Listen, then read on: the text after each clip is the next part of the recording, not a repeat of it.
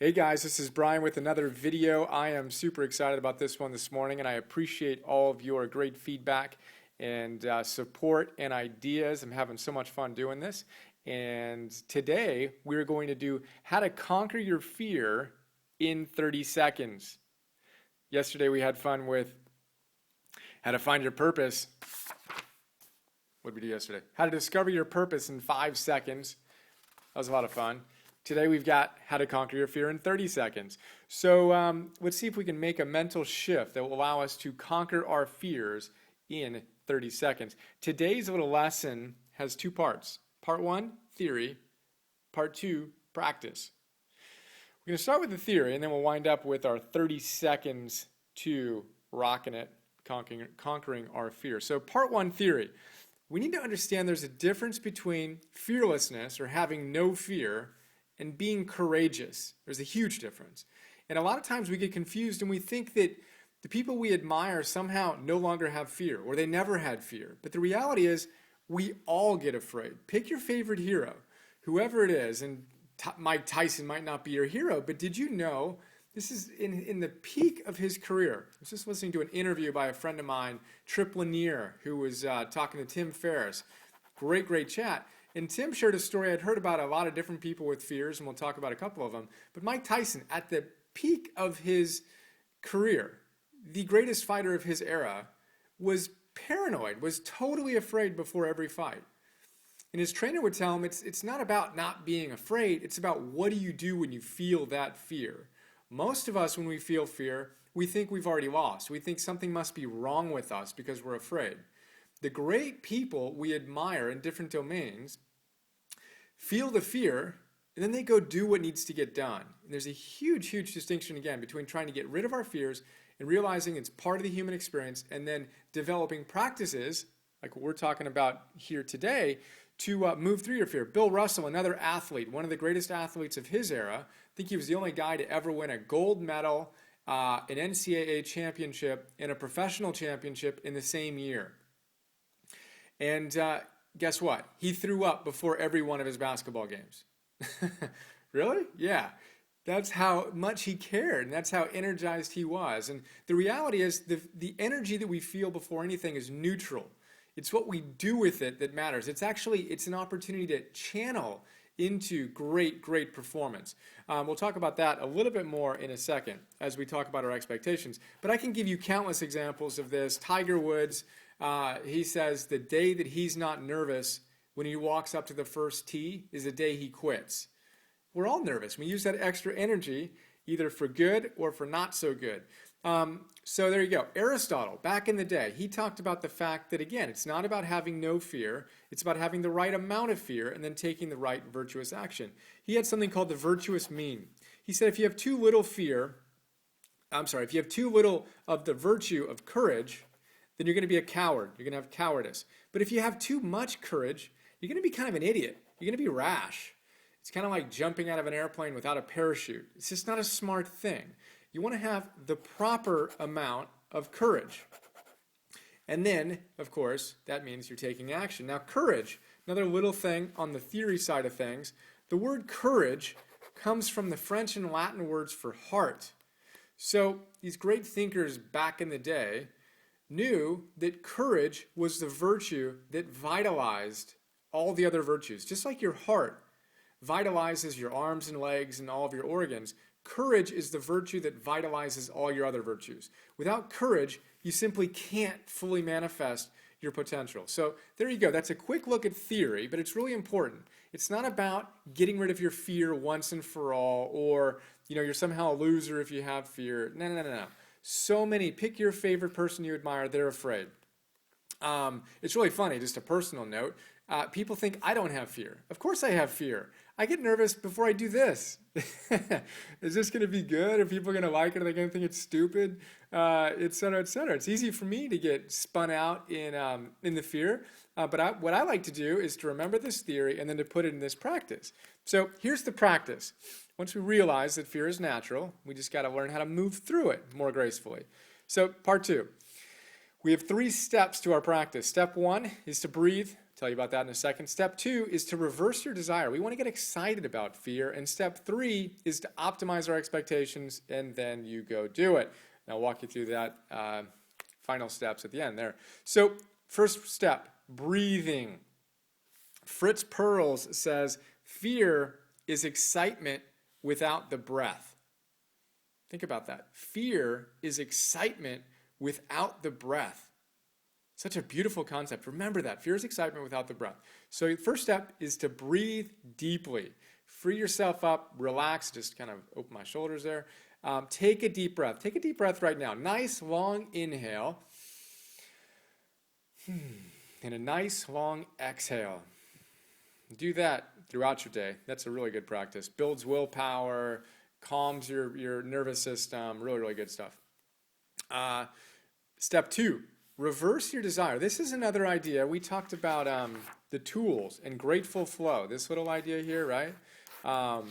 That's from the book, The Tools. Fantastic book. I'm going to keep on talking about it. Here's another one. Reversal of desire. They say that here's kind of their model of life.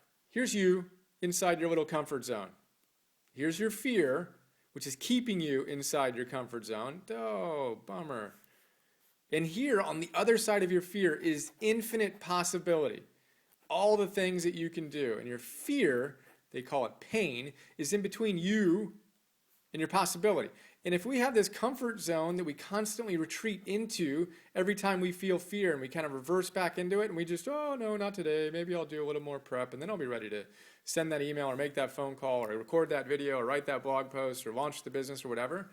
Well, bummer, because your possibility exists on the other side of that fear that's holding you back. So what they say is you got to recognize that infinite possibility. Think about that. Infinite possibility exists on the other side of your fear. Now, when you know that, you can reverse your desire. And when you start feeling fear, you can say, oh man, this is a great opportunity for growth. Infinite possibility exists on the other side of my fear. What can I do to bust through my comfort zone, to move through my fear, and to experience all that I'm capable of experiencing? Reversing our desire. Quit looking at pain and fear as something that's going to limit us and something that's actually going to set us free. Our freedom exists on the other side of our fear. Our freedom exists on the other side of our fear. That's a big thing to know. Think about the best things in your life, right? My hunch is they came on the other side of you moving through your fear. I can give you a bunch of examples in my life. Super quick one. First business, I'm 24, 25 years old, and a friend is at UCLA's business school, and we're working together on a business plan, and he for the business that I was running at the time. And he wanted to enter it into the business plan competition. And I'm at first like, no, we're not ready. And I was super clear we're not ready. We enter it, and we're scheduled to present, and I've got to fly out there, and I'm just convinced we're not ready. Basically, I'm afraid that we're going to look like idiots. I want to hang out of my comfort zone. And I'm literally as stressed as I can be. I'm nauseous. I don't want to go to this thing. Don't want to do it. And I wind up doing it, right? And we wind up presenting, and I can tell you funny stories about how nervous I was before that. We'll get into that another time. But we did it. And we wound up winning the business plan competition, a competition I didn't think we were ready for. We won this business plan competition at UCLA. We got business cards from all these VCs. We wound up raising $1 million, wound up raising another $4 million, hired the CEO of Adidas to be our CEO, and we did some really neat stuff that we wouldn't have done if I didn't. And it wasn't even like a conscious thing. I just kind of stumbled onto the other side of my fear, and there this possibility existed. And I can give you countless examples in my own life, from the mundane of recording this video and moving through my fear, to creating other businesses and relationships and all those things. So where are you getting stuck by your fear, and how can you see this infinite possibility on the other side of it, and then how can you bust through your fears and expand your comfort zone? Really, really big idea. So that's step 2. Step 1, we breathed. Took a nice deep breath. Step 2, we reversed our desire, and we saw this model working out. And step 3, we want to optimize our expectations. So the reality is you're afraid for one very, very simple reason.